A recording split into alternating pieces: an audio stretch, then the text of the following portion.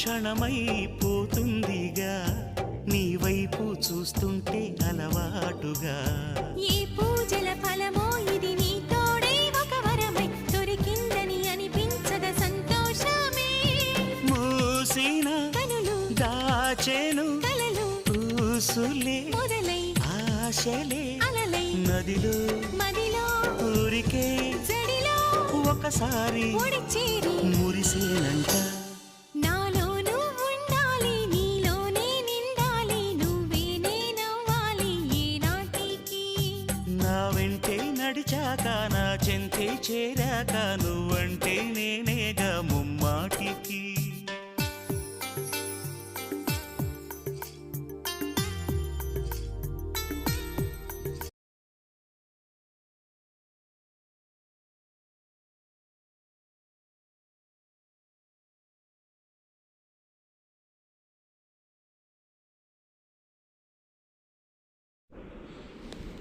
Hi everyone.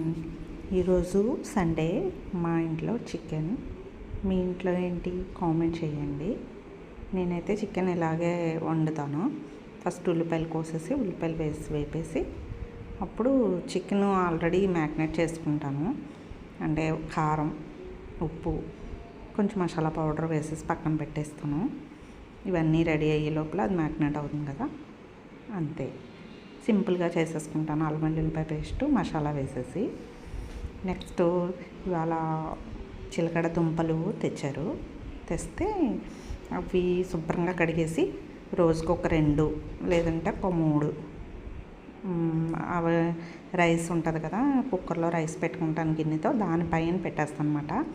అంటే ఆవిరి కుడుకుతుందని. వాటర్లో గట్ట వేస్తే ఆ స్వీట్నెస్ పోతుంది. అందుకని నేను పైన ఆవిరిలో ఉడకపెట్టుకుంటాను అనమాట, అంతే. చికెన్